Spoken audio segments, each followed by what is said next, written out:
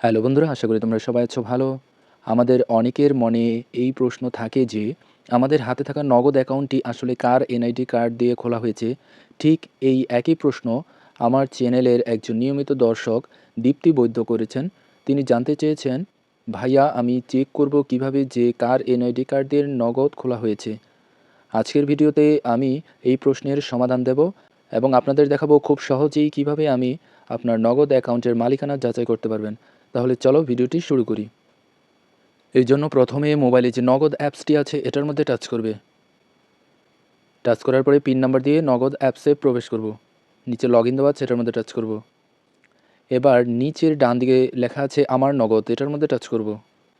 Touch করার পরে এখানে দেখো KYC পুনরায় জমা দিন, এটার মধ্যে টাচ করব। দেখো এখানে কিন্তু আমি দেখতে পাচ্ছি যে এটা কার এনআইডি কার্ড দিয়ে খোলা হয়েছে। এনআইডি কার্ডের ছবির প্রথম অংশ এবং দ্বিতীয় অংশ দুটাই কিন্তু এখানে দেখা যাচ্ছে। তোমরাও ঠিক এভাবে চেক করবে যে নগদ অ্যাকাউন্টটিতে কার এনআইডি কার্ড তোমরা ব্যবহার করেছো। এবার দ্বিতীয় কথা হলো যে আমরা যদি নগদের পিন নাম্বার ভুলে যাই, পিন নাম্বারও ভুলে গেলে তখন কিন্তু আমরা যে নগদ অ্যাপসে প্রবেশ করতে পারবো না। তখন আমরা কিভাবে বুঝবো যে আমার নগদ অ্যাকাউন্টটি কার এনআইডি কার্ড দিয়ে খোলা হয়েছে? কারণ পিন রিসেট করতে গেলে তখন কিন্তু এনআইডি কার্ডের প্রয়োজন হয়। তো যদি পিন ভুলে গিয়ে থাকো এবং কার এনআইডি কার্ড ব্যবহার করেছো এটা যদি মনে না থাকে, এই ক্ষেত্রে তোমাকে যেটা করতে হবে, এক্ষেত্রে তোমার মা বাবা ভাই বোন দাদা দাদি তাদের এনআইডি কার্ড দিয়ে প্রথমে চেষ্টা করবে।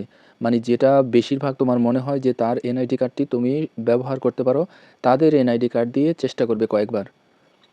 এরপরেও যদি কাজ না হয় তাহলে এই যে আমি দুটো ফোন নাম্বার দিয়ে দিলাম, নগদ হেল্পলাইনে ফোন করে তাদের এই সমস্যাটি জানাবে। তারা যেই পরামর্শ দেবে সেই অনুযায়ী কাজ করবে। আশা করি বন্ধুরা বুঝতে পেরেছো। ভিডিওটি যদি ভালো লাগে তাহলে লাইক কমেন্ট শেয়ার এবং সাবস্ক্রাইব করার অনুরোধ রইল।